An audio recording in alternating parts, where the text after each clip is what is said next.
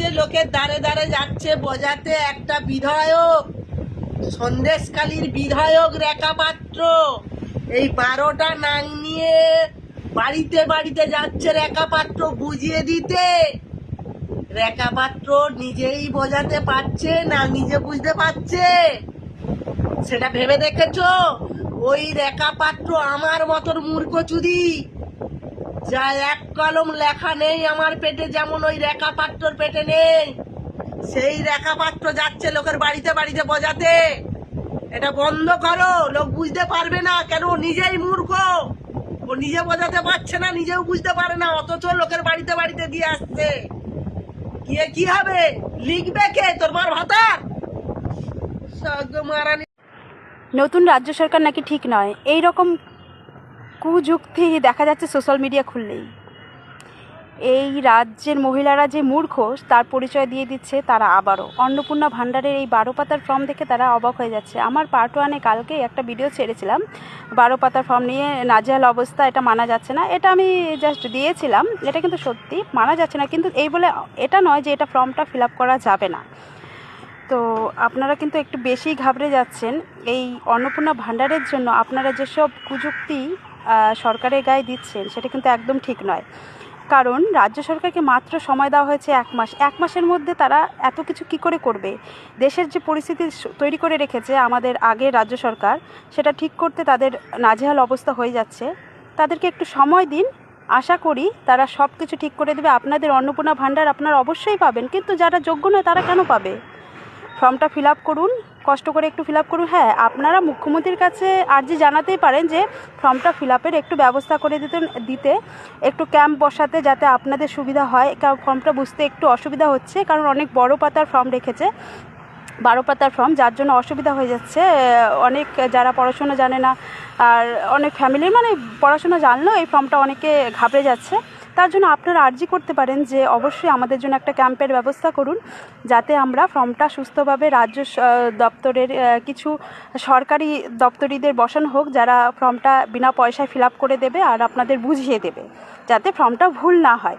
সেটা আর্জি করুন। মুখ্যমন্ত্রী অবশ্যই শুনবেন আপনাদের কথা। কিন্তু আপনারা এসব বাজে সোশ্যাল মিডিয়া খুললেই দেখা যাচ্ছে বাজে বাজে ভাষায় গালাগাল করছেন। কেন বলুন তো?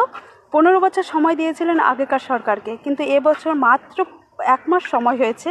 আপনারা অন্তত 5টা বছর সময় দিন, অবশ্যই রাজ্য সরকার আপনাদের জন্য ভাববে, মহিলাদের জন্য ভাববে।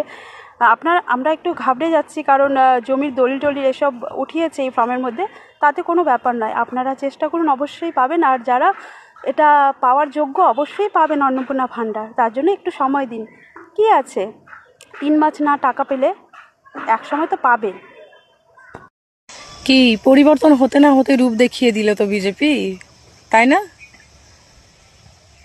যেটা লক্ষ্মীর ভাণ্ডার 1,500 টাকা করে পেতাম সেটাও বন্ধ করে দিয়েছে, প্লাস অন্নপূর্ণা ভাণ্ডার এখনো পর্যন্ত হতে 90 দিন সময় লাগবে। ডিপিটি লিঙ্ক করা হয়েছে, কিন্তু সমস্তকে টাকা দেওয়া হবে না, কারণ লক্ষ্মীর ভাণ্ডারে যে সমস্ত টাকা পেতাম সেই টাকাই কিন্তু 1,500 টাকা করে 90 দিন পর্যন্ত আমরা পাবো, তাই না? তাহলে বলতেই পারতো মন্ত্রী, তাহলে আমাদের মন্ত্রী বলতেই পারতো যে এই প্রকল্পটা আগে দিচ্ছি, লক্ষ্মীর ভাণ্ডারটা দেওয়া হচ্ছে যেরকম মাসে মাসে সেটা দিচ্ছি, পরে তোমাদেরকে 3,000 টাকা করে মাস শেষ হলে 3,000 টাকা করে দিয়ে দেবো। এরকম অনেকেই ভাবছো, তাই না, যে মন্ত্রী যা করেছে ভুল করেছে। কিন্তু না, আসলে মন্ত্রী যা করছেন ঠিকই করছেন।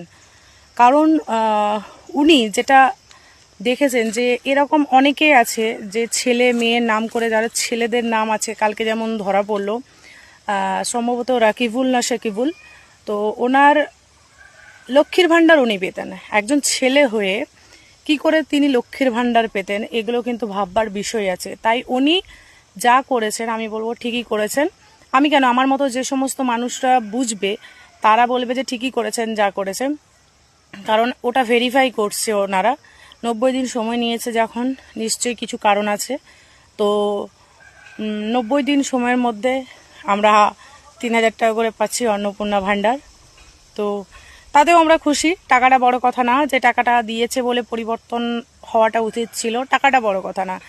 আমাদের মন্ত্রী আমাদের জন্য যে সমস্ত উন্নয়নগুলো করছে, যে সমস্ত নিয়ম কানুন তৈরি করেছে, সেগুলো বলবো যে সত্যি খুব ভালো করেছে এবং ওনাকে স্যালুট জানাচ্ছি। আগে আরও আমাদের দেশে উন্নয়ন করবে এবং আরও আমাদের এই পশ্চিমবাংলাটাকে এগিয়ে নিয়ে যাবে।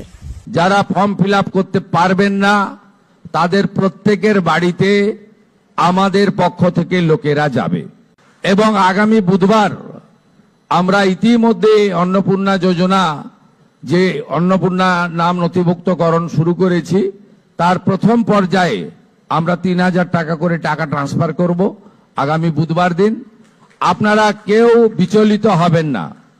প্রত্যেকের বাড়িতে যারা ফর্ম ফিল আপ করতে পারবেন না তাদের প্রত্যেকের বাড়িতে আমাদের পক্ষ থেকে লোকেরা যাবে। আমাদের লোকেরা গিয়ে আপনাদের ফর্ম ফিল আপ করে আনবে। এতটুকু বিচলিত হবেন না, বিভ্রান্ত হবেন না, গুজবে কান দেবেন না, কারণ আমরা চাই প্রকৃত প্রাপকদের হাতে এই অর্থ পৌঁছাক।